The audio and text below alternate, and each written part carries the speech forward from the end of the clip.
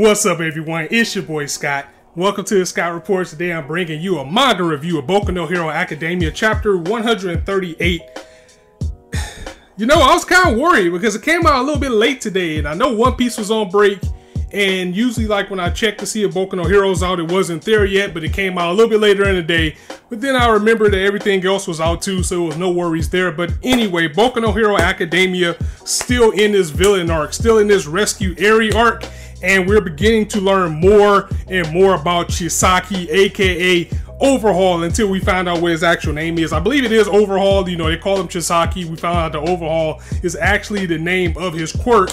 But we know he's in the Mafia as well, or the Yakuza, with the 8 Precepts of Death, and we're beginning to see maybe, perhaps, how much of a family this really is, as we see in this chapter that he actually has a father who's bedridden, and before the raid began on his location, you know, he was talking to his father saying, I'm sorry, it's going to get a little bit loud. And then we have Eri as well, who she's classified as his daughter, but is she really? So, you know, do we have a father, son, grandson type of situation in here? Or what's the deal with this old man in the bed right now? Is it really his father? Is it somebody that raised him?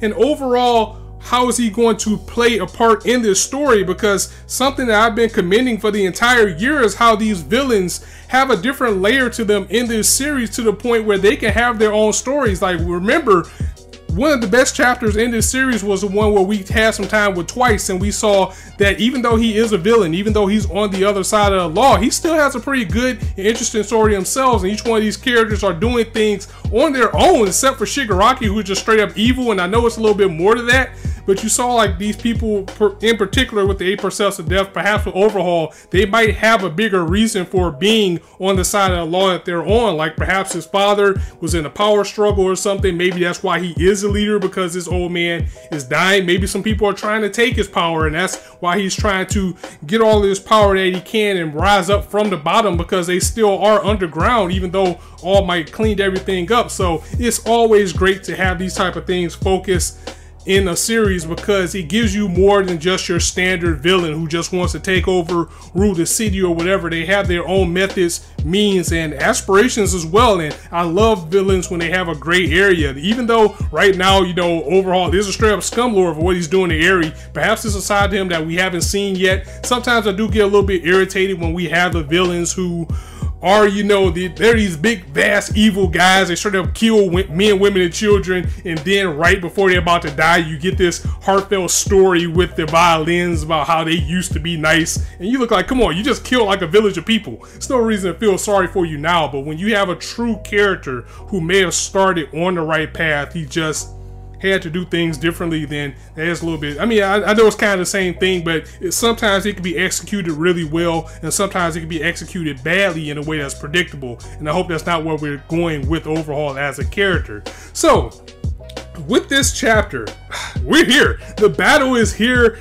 The heroes are at the front door of the 8 Precepts as Night Eye, you know, he got everybody together, the plan's underway, and he found from investigating one person in particular that he was taking a very singular line to where he was going to see Eri every day. That's what he saw in his premonition. But think about that, remember, he can only see so much in his vision, so he didn't know exactly what was in the area around. So if the slightest thing goes wrong here, they're open for a surprise attack. So they're gonna have to get in, get to Eri and the 8 Precepts and take them out as quickly as they can. That is the initial plan. They did their homework to find out as much as they can on the people that they can find. I'm pretty sure what they have documented in the police offices isn't everything these people have, but they're planning, they got to get in, they got to get out, and they got to hope things don't go wrong. And I'm pretty sure that's where the League of Villains are going to come in to fill in the gaps for that surprise attack.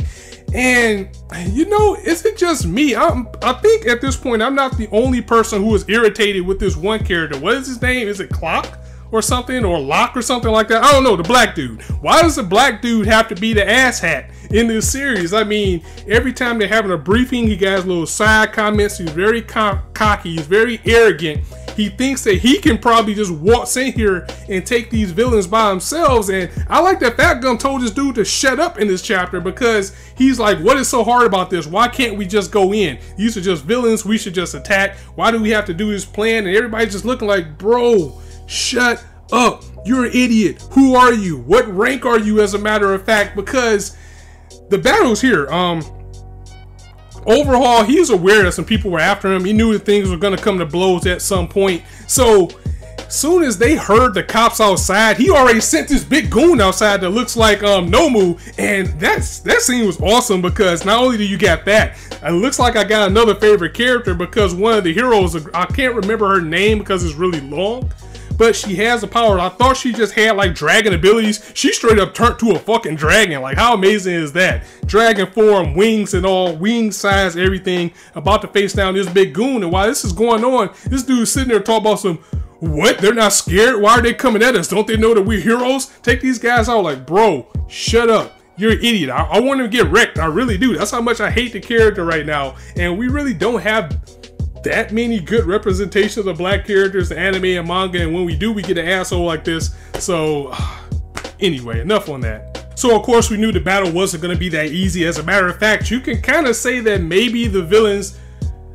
almost knew that they were coming, because I just have a feeling that somebody within these brands of heroes that's coming up is probably going to betray somebody somewhere, and then we still have the League of Villains and the girl with Deku's blood who could still come into play. But the thing is, things were just going oh too well for everything to go off smoothly, and they were right there at the door waiting for them. I mean, we got some heavy hitters out there. We got Eraserhead. He's out there to make sure the UA and the interns make sure they're okay. Gran Torino is there, but now he dropped out of this, which is kind of concerning. I'm hoping that something came up, or maybe he went to go get some backup, and I hope nothing bad's gonna happen to Gran Torino in this chapter, because somebody's gonna get it. We're just waiting to see when. But the biggest thing is we finally got to see the 8 Precepts of Death in this chapter, and man, we get more about just Chisaki and his character, because we find out if you get a mask from him, that means that you are the top of the line fodder. Because I remember a while ago I was thinking that maybe he wore that mask because,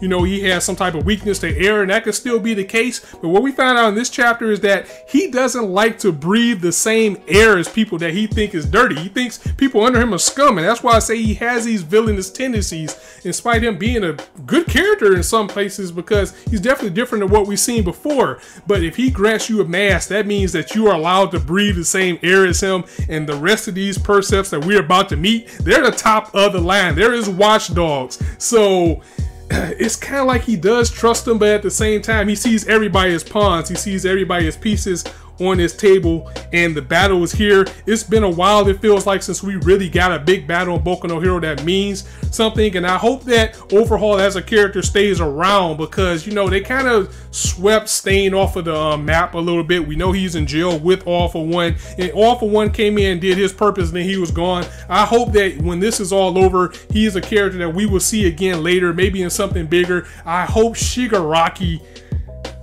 doesn't screw this guy over and try to kill him or something, because that would just be bad. I think he has the potential to be too good of a character for them to waste it like that. So guys, you know, I thought this was going to be a planning chapter, and most of the part it was, but now it's no more planning. The battle is here. The battle is at the front door, and the villains has decided to take the first initiative and go all in first. Get these cops out of here, because it's going to be casualties. There's nothing they can do now. Get them out of here before they get wrecked. And let me know what you thought of this chapter in a nutshell. Overall, let me know what your thoughts and predictions. Like, what do you think is going on with Overhaul and his father? Do you think this is like a mafia thing? Like, maybe he's doing all this to secure his place in the mafia, or to cure like maybe a place that his family had?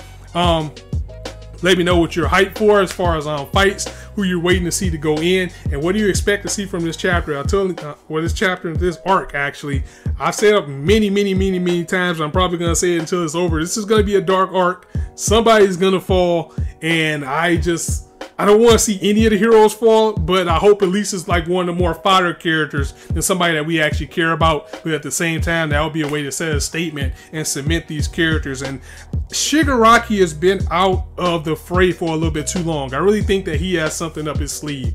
So we just gotta wait to see where that's gonna go, because they're there too. So once they get onto the field, that's when things are really gonna get fun. So I'm gonna go ahead and get up out of here, guys. Let me know what you thought of the chapter in the comments below. If you liked the video, go ahead and drop a like, and if you want to hear more, go ahead and hit that subscribe button, as there's not a shortage of content you indulge on this channel. And as I always say, you guys be anywhere on YouTube right now, but you chose to listen to me. I really appreciate that, so thanks for stopping by. On that note, it's your boy Scott signing out. See you soon.